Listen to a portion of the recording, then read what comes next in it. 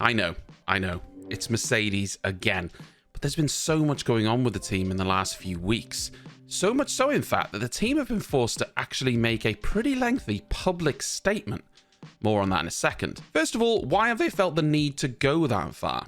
Well, of course, there's been lots of talk from Toto Wolff and the other drivers about the car not being good enough, and we can see that from their performance in Bahrain. But it was rumoured that Mike Elliott was given an ultimatum in a private meeting that took place after the Bahrain Grand Prix and went on into the early hours. It's rumours at best, but those rumours claim that there is an increasing pressure on the design department and Mike Elliott in particular to turn things around after a really poor season for Mercedes standards last year and what is looking like an even worse year in 2023. I'm not sure if I entirely buy this story, by the way, and even then, if it was true, how does the fact that a private meeting took place leak? And even if the meeting did take place, what's to say what was discussed within the meeting and it wasn't just a scheduled meeting? The internet is full of rumours, conjecture, and in general it's hard to break down and assess what's actually real. But then Mercedes make a public statement which I found very interesting and perhaps a little telling. It's called A Letter to the Fans. It says that Bahrain hurt. It hurt each one of us who head into every season determined to fight for world championships. It hurt the team as a whole after pouring so much hard work into a car that hasn't met our expectations. And we know it hurt you, our fans, too. Your passion and support are so important in driving us forward, and we know that we feel the same pain.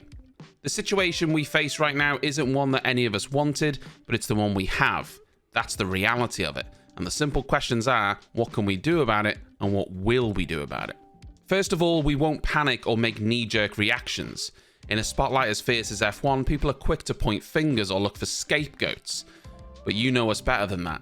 Inside the team, we talk about having the courage to fail, the character to be accountable, and the strength to see failure as an opportunity.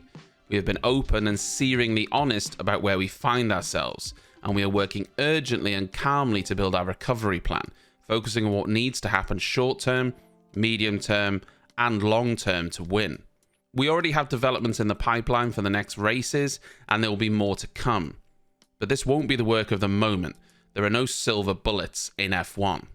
Now, I won't read the rest of the statement in full, but you get the gist of it. They're saying that, okay, we know there's a problem and we're going to move forward, but we're not going to issue blame in any particular direction. Which is interesting to me because that's exactly what's rumoured to have happened. And the comments made by the drivers and Toto Wolff kind of are putting blame in certain areas. So it's interesting that they've come out now and said, no, that's not what's happening. I found that quite telling. It's not often that a team feels the need to make a public statement, sort of going, whoa, guys, okay, we are working on it. Just trust us, okay? We're working on it. We know it's not where we want to be. We will get there. Don't blame anyone, etc. Now, Mike Elliott has come under a lot of criticism, but it's not entirely his fault. People use his name as a way of saying, okay, there's a problem with the car. It's Mike Elliott's fault.